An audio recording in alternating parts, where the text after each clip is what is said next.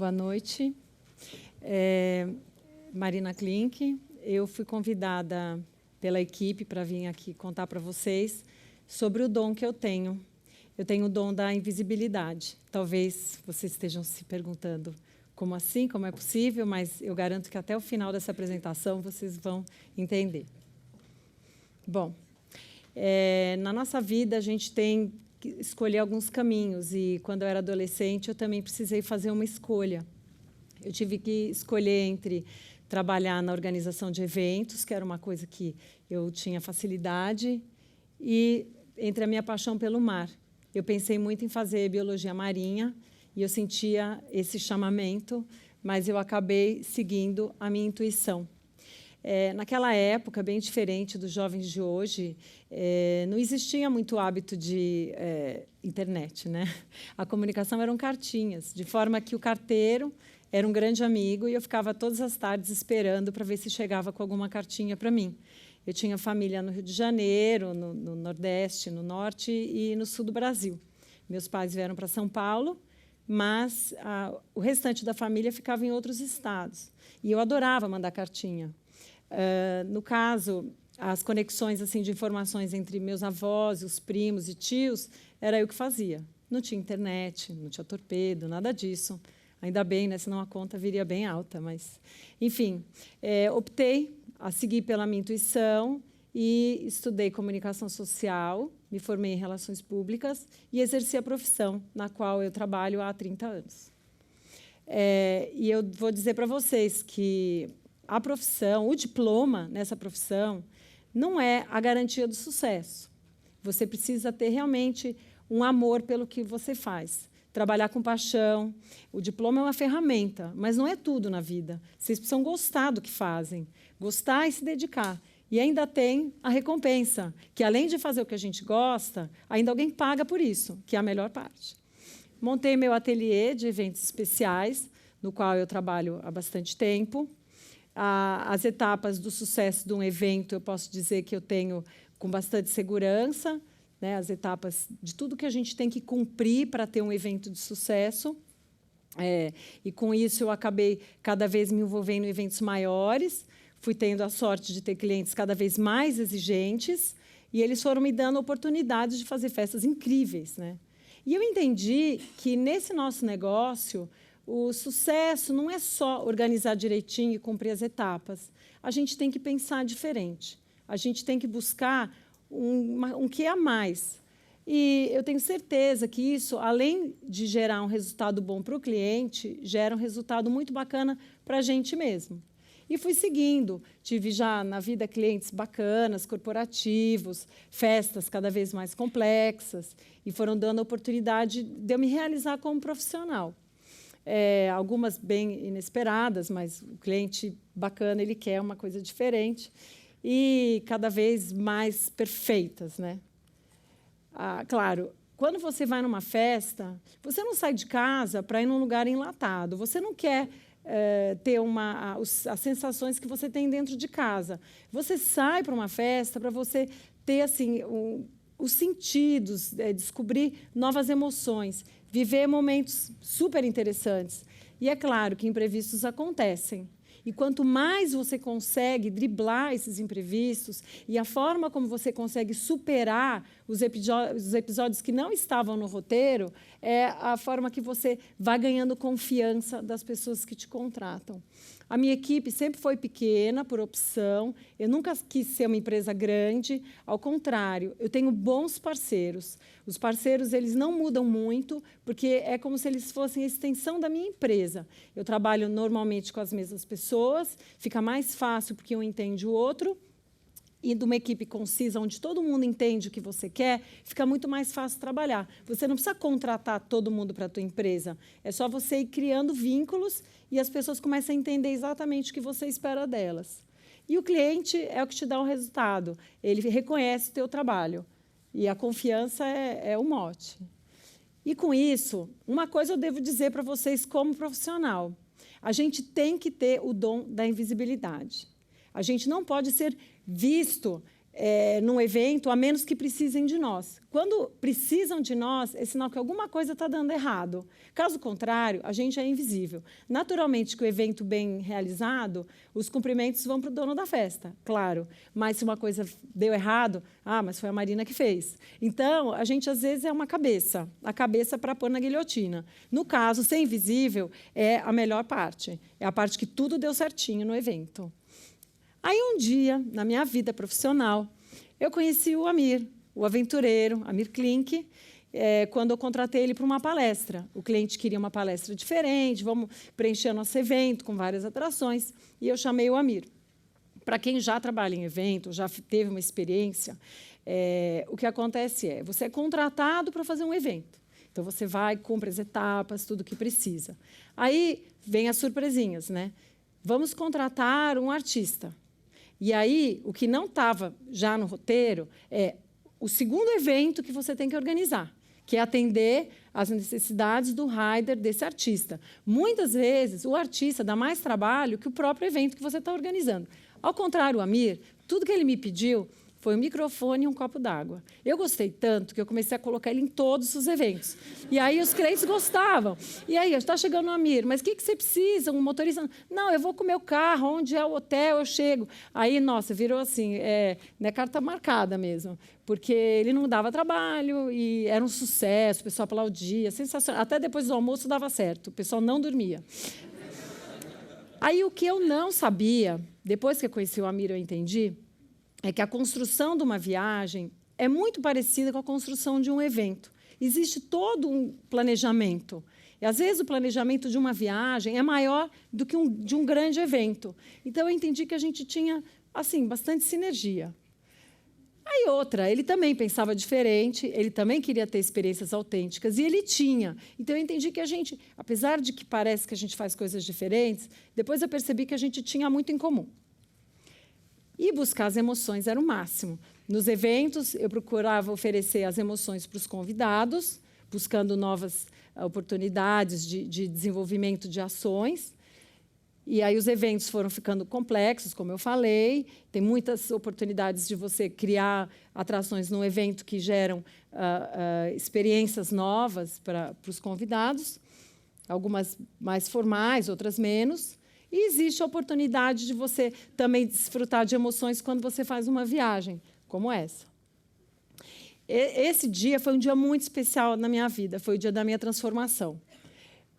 Eu fiz uma viagem para a Antártica, nesse navio, e eu estava num bote com um grupo de cinegrafistas espanhóis, voltando de um desembarque na Baía Margarida, que é bem ao sul da Península Antártica, quando, de repente, nós fomos envolvidos por um grupo de baleias jubarte, e elas faziam exibições para a gente, displays, e foi um momento muito emocionante, porque no bote que eu estava, elas começaram a nos seguir, e, de repente, uma olhou para mim. Eu não estou exagerando, olhou para mim.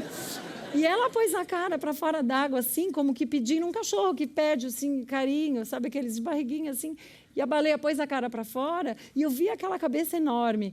Aí eu toquei ela no rosto e ela mergulhou calmamente e foi embora. E foi um momento muito marcante na minha vida. Aí eu resolvi falar para o Amir, puxa, as crianças já estão maiores, né? Nós temos 3 filhas, e a menor já está com 5 anos. Por que não levá-las também para um lugar tão bacana, que a gente gosta tanto? Aí ele surpreendeu, topou o desafio, e nós levamos, em 2006, pela primeira vez, as meninas para a Antártica. Agora, ficar com 3 crianças num barco, num lugar assim, restrito, onde fora tudo que tem é gelo, a gente tinha que fazer alguma coisa para, de alguma forma, envolvê-las naquilo que a gente estava fazendo, para não gerar uma briga dentro do barco. Vocês podem imaginar como é, num apartamento pequeno, 3 crianças e não tem para onde ir. Então, a gente viveu isso 2 meses, e aí eu tive um insight.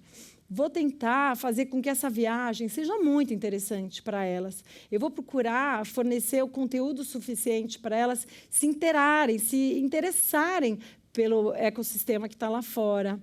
As luzes refletidas nas montanhas, a mudança de tempo muito rápido, a biodiversidade que a gente tinha ali, as aves marinhas, o comportamento dos mamíferos que passam o verão lá, E eu procurei munir ela de todas as informações, a ponto delas acordarem e quererem ir lá fora, ver o que estava acontecendo, se tinha um bicho lá fora ou não. Isso foi muito gratificante para mim. E, de alguma forma, eu consegui isso. E elas passaram a entender. Quando elas entenderam o que estava acontecendo do lado de fora, ficou muito mais fácil a viagem. Aí eu comecei a fotografar, documentei tudo o que acontecia, por trás das lentes, claro. E, quando a gente voltou para São Paulo, eu pensei assim, vou fazer um projeto, eu vou fazer um trabalho em equipe com elas. Agora, eu vou pedir para que elas contem para os amigos delas o que elas aprenderam nas viagens com a gente. Organizei o conteúdo e elas estão muito seguras do que elas falam. Aí eu falei para a escola, vamos fazer com que a viagem, como elas faltaram um mês, vamos tentar transformar essa viagem que nós fizemos juntos num trabalho de ensino, de estudo do meio. E aí elas apresentaram como uma tarefa compensatória pelas ausências nas aulas e fizeram a apresentação. A iniciativa que eu tive de fazer com que elas fizessem a apresentação foi pequena, mas o resultado foi bacana. Elas começaram a ser convidadas para falar em outros lugares, que não só dentro da sala de aula. Elas participaram de alguns eventos abertos. E aí, num desses eventos, elas foram convidadas a escrever um livro. Elas mesmas fizeram o livro. Os textos são delas. Eu só revisei para que a linguagem ficasse uma só. E eu cedi as imagens. Eu fui curadora do conteúdo. Mas os textos que estão lá são delas. E aí elas lançaram o livro na Flip, em 2010. Foi sensacional. E aí eu tive um presente. Eu recebi de um aluno que assistiu à apresentação delas e que leu o livro. Eu recebi um desenho assim. Eu fiquei muito impressionado de conhecer a caça das baleias. E eu vou agora para minha casa fazer uma pesquisa na internet e saber como eu posso salvar essas baleias. Está aqui o desenho. E aí, um outro escreveu assim, tchau, mamãe, que as baleias indo embora da Antártica para o Brasil e vice-versa, porque eles entenderam que elas são migratórias e as mesmas que estão lá vêm ao Brasil. Aí, um sábado, eu tive assim, uma coroação. De manhã, eu acordei, fui pegar o jornal de manhã e minhas filhas estavam na primeira página do Estadão. Agora, a melhor parte, eu vi na legenda. Como está pequenininha, eu marquei. As filhas do Amir Klink são um sucesso. Ok, continuei a minha luta de levá-las nas escolas, de fazer o trabalho por trás e tal. Vários lançamentos paralelos. Um dia eu tive um presente. Recebi no envelope uma série de xerox grampeado e era um livrinho da Estela, 5 anos, Rio de Janeiro. Eu não sabia do que se tratava, abri e olhei. E lá tinha o livrinho, Viagem a Ubatuba. E estava autografado. Aí eu achei sensacional, liguei, tinha lá o telefone, eu liguei, e aí a mãe disse o seguinte, eu falei até com o pai, né, o João. João, eu não estou entendendo. Não, a minha filha é o seguinte, ela leu o livro, quer dizer, a gente leu para ela, mas as fotos são ótimas, todo ilustrado. Ela leu o livro, do jeito dela, viu as ilustrações e disse 2 coisas. Eu preciso fazer um livro. E aí, só que eu não sou alfabetizada. Então, a mãe escreveu, mas as ilustrações todas são dela. E é preto e branco, porque assim, quem puder colorir, é bem caprichoso, vai fazer um livro lindo. E a segunda coisa que ela queria com isso, ela queria autografar. Aquele gesto do autógrafo é um momento que para ela era mágico. Então, ela autografou, a mãe tirou várias xerox, distribuiu para toda a família, e ela foi gratificada com a história do livro e autógrafo. Aí nós continuamos no trabalho. As meninas continuaram indo nas escolas. Aí as escolas começaram a fazer trabalhos de volta. Algumas escolas fazem paródia de músicas, colocando letras que estejam no livro delas, o que é super bacana. Gente, como mãe, é emocionante ouvir. Aí, mais escolas, elas foram cada vez mais em escolas, aí os professores interagem e ficam juntos, é muito bacana. E cada vez mais elas vão indo em escolas. E aí, por exemplo, nessa aqui, foi super interessante. Quando elas entraram, parecia assim, sabe uma coisa meio de Hannah Montana entrando e os jovens atrás correndo, assinando no meu braço. Tinha umas que pediam para assinar na roupa. Eu falava, nossa, tua mãe vai ficar uma fera comigo se descobre que está arriscada, melhor não. Traz um papel. Ela, não, no braço, eu não vou lavar nunca mais. É engraçado, tuas filhas assinando assim o braço da menina. E aí, cada vez um público foi aumentando. Aí, algumas vezes, são adultos que participam também, não só público infanto-juvenil, público cada vez maior. Não, é bacana, né? Muito bacana. Por exemplo, aí a gente recebe desenhos, né? Então, para mim, o que mais vale no que elas fazem, nesse trabalho que eu faço com elas, são as descobertas que as crianças vão tendo. E essas descobertas estão todas lastreadas num conteúdo que um dia eu passei para elas. Eu sei que cada desenho que a gente recebe, cada mensagem, eu sei que tem muito de mim ali. Porque um dia eu fui buscar essa informação, eu transferi para elas, e elas estão transferindo para o mundo. E, você sabe, não tem como controlar, porque as crianças leem um livro, cada uma tem um interesse diferente, e elas vão seguindo adiante. É como eu coloquei uma gota e outras gotas vão se juntando, e, de repente, quando a gente vê, tem uma onda. É uma experiência sensacional. E a gente começa a fazer parte do imaginário dessas crianças. Aí você começa a ver informações da tua viagem através do olhar de uma criança que você nunca viu. E a gente simplesmente vai recebendo isso em casa. Eu estou guardando, está ficando uma coisa bem grande. Aí a gente foi numa escola e tinha um mural com vários desenhos, todos baseados na viagem, com todo o conteúdo que eu passei um dia para minhas filhas, às vezes oficina de sucata também, e teve o grande dia para mim. Foi o dia que nós fomos convidados para falar no Colégio Vértice. Era um sábado de manhã, quando eu entrei na escola procurando qual era a sala que elas iam se apresentar, eu reparei que as paredes da escola estavam forrados de trabalhos, e eu comecei a me atentar que todos os trabalhos eram baseados num conteúdo que eu tinha trabalhado com minhas filhas. Então, a gente viu oficina de artes, biologia, geografia, teatro, música, oficina de sucata, oficina de informática, inglês. E o mais importante de tudo, o conteúdo era a preservação da vida, que eu acho que é o que eu procuro passar através delas. E esse dia, essa imagem eu tirei no momento que eu entendi que, finalmente, eu tinha realizado a minha missão como profissional de relações públicas, e eu também tinha conseguido a minha realização com o meu desejo de trabalhar para o mar. Talvez, se eu tivesse feito biologia marinha, eu nem estaria aqui falando com vocês. Talvez eu tivesse, não sei, trabalhando num laboratório ou mergulhando. Mas esse dia eu entendi que eu tinha conseguido unir os dois caminhos, que um dia eu tive que separar. Eu não consegui, talvez eu não conseguiria colocar as crianças num laboratório ou no mar comigo, mas eu consegui colocar o mar dentro da sala de aula.